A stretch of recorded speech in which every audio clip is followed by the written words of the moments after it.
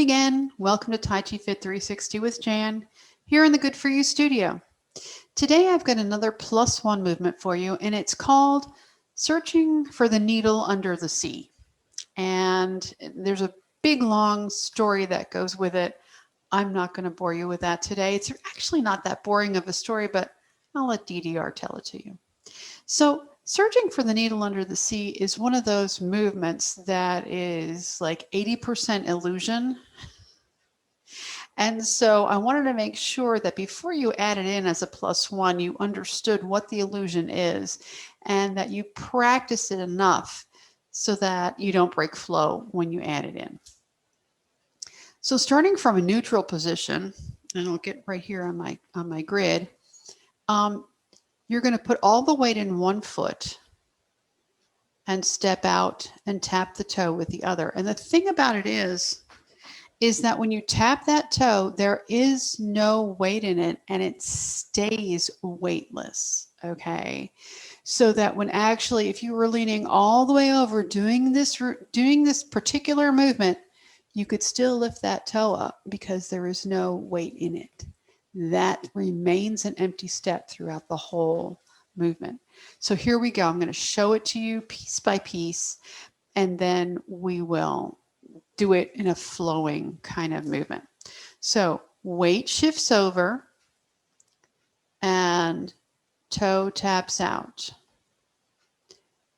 Hand is coming up, and we'll coordinate all this in a second.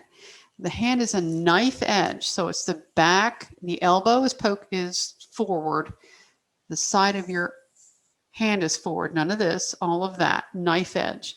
And as you tap down, that hand, I did it wrong. As you tap down, the other hand, the opposite hand, there you go, is the knife edge, and it stretches out. I just did this so many times I was confused. Now, the thing about this is that your hand can go way down if you want it to, as far down as you want to stretch it, except don't just lock the elbow, but your body doesn't go necessarily that far.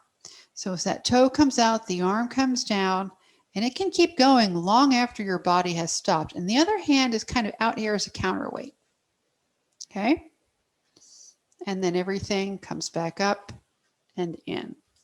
Shifting the weight over, tapping the toe out, we get the arm going, and down, and then up. And again, there's no weight in that foot. Shifting, lifting, and tapping. Here we go. It's more coordinated. And up, and I do it around, but that's okay. You can do it whatever transition you want. And down. And notice I'm not really like hanging over there, even though I can do that. I would not do that because most people are not going to be able to do that. So I'm going to go about 50% of where I could go when I go down here. Because number one, I don't want to make anybody get uncomfortable. But number two, if I go down too far, I can't see what everyone else is doing, right? If I go down too far, I'm craning my neck, and that's not good for me either. So let's go on the other side and see what's happening here. So if I'm over here and I take one foot and tap it out, it stays an empty step. This back foot bears all the weight all the time. And so when this hand comes up and out, I'm doing this on purpose now. I'm holding it up so you can see that that back foot is holding all the weight. Theoretically, it's really down here and then coming back up and down. Up and down.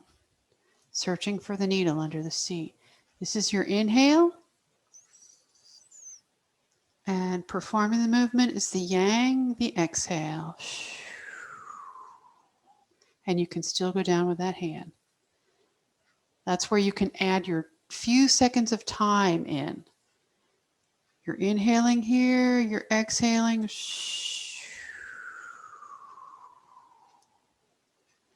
that arm go all the way down. That's where you add your time in rather than bending over farther.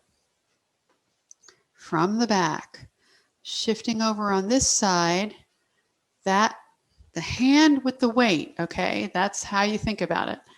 Comes up, tapping down, and let that arm go all the way down.